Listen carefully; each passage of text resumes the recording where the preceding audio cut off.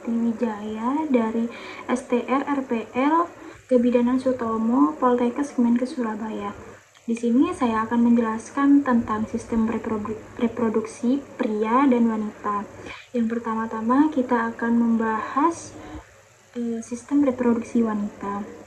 Sistem reproduksi wanita ini terbagi menjadi dua, yaitu dalam atau internal, yang satunya eksternal atau bagian dari luar. Yang pertama itu ada ovarium. Nah, ovarium ini merupakan pembentukan sel telur dan hormon. Kemudian ada fimbre. Fimbre ini merupakan bagian dari tuba falopi yang berfungsi untuk menangkap dan mengarahkan sel telur dari ovum ke saluran reproduksi wanita. Kemudian ada infundibulum. Infundibulum ini yaitu ujung tuba falopi yang menghubungkan fimbre ke tuba yang berfungsi untuk saluran masuknya sel telur. Kemudian ada tuba falopi. Tuba falopi ini merupakan sepasang saluran tipis yang menghubungkan ovarium dengan rahim yang berfungsi untuk menangkap sel telur menjadi tempat pembuahan dan mengangkut embrio ke rahim. Kemudian ada uterus. Uterus ini merupakan tempat tumbuh dan berkembangnya janin serta berperan dalam proses menstruasi dan persalinan. Kemudian ada endometrium. Endometrium ini merupakan lapisan paling dalam dari uterus yang berfungsi sebagai tempat implantasi embrio. Kemudian ada miometrium. Miometrium ini merupakan lapisan otot tengah pada rahim yang berfungsi untuk menopang kehamilan. Lalu di bagian eksternal ada labia mayor. Labia mayor ini merupakan lipatan kulit luar pada organ genital wanita yang berfungsi sebagai melindungi bagian dalam vagina. Kemudian ada lubang vagina. Lubang vagina ini merupakan pembuahan luar dari saluran vagina yang berfungsi sebagai jalan keluarnya darah head, kemudian tempat masuknya penis saat melakukan hubungan seksual, serta jalur lahir bayi saat persalinan.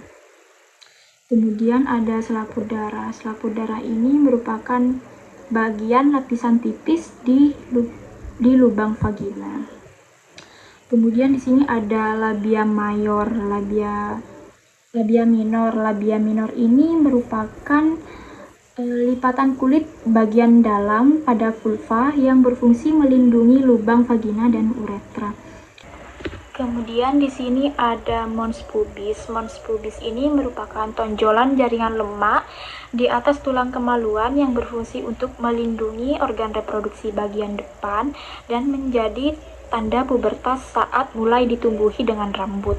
Kemudian ada klitoris. Klitoris ini merupakan organ kecil yang sangat sensitif di bagian atas vulva yang berfungsi sebagai pusat rangsangan dan kenikmatan seksual pada wanita. Kemudian ada vestibula. Vestibula ini merupakan area antara labia minor yang berisi lubang uretra dan vagina, serta berfungsi sebagai jalur keluarnya urin, darah head, dan mendukung aktivitas seksual serta reproduksi. Kita akan membahas tentang sistem reproduksi pria yang terdiri dari dua, yaitu pada bagian dalam dan pada bagian luar. Pada bagian luar ini terdiri dari tiga, yaitu skrotum, penis, dan gland penis. Skrotum ini merupakan kantong yang berisi testis yang terdiri dari lapisan kulit tebal dengan sejumlah kelenjar lemak yang berfungsi untuk penyangga bagi testis dan regulasi temperatur spermatogenesis 34 derajat Celcius. Kemudian penis. Penis ini merupakan organ untuk kopulasi yang terdiri dari dua korpus, yaitu korpus cavernosum dan korpus spongiosum penis.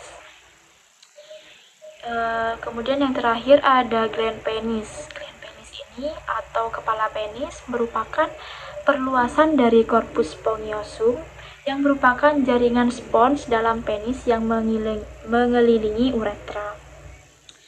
Pada kepala penis ini terdapat pembuluh darah dan syaraf yang bersifat sangat sensitif dan memiliki kulit yang menutupi bagian gland atau kepala penis.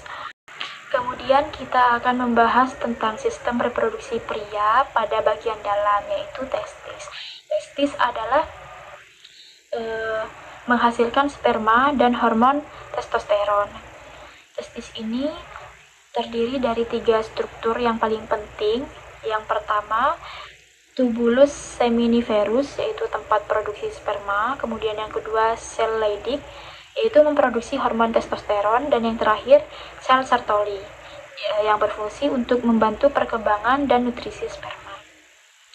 Kemudian ada epididymis. Epididymis ini adalah saluran yang terletak di belakang testis yang berfungsi untuk mematangkan, menyimpan, dan mengangkut sperma. Dan ada vas deferens. Vas deferens ini merupakan saluran yang mengangkut sperma dari epididymis ke uretra, serta berperan dalam proses ejakulasi. Kemudian di sini ada kelenjar kelamin. Kelenjar kelamin ini merupakan kelenjar pada sistem reproduksi pria yang menghasilkan cairan semen untuk mendukung hidup dan pergerakan sperma. Lalu di sini ada saluran ejakulasi yang merupakan saluran pendek yang menghubungkan vas deferens dan uretra, yang berfungsi untuk mengalirkan sperma dan cairan semen keluar tubuh saat ejakulasi. Kemudian ada uretra. Uretra ini merupakan saluran yang membawa urin dari kandung kencing dan juga semen dari saluran ejakulasi keluar tubuh melalui penis.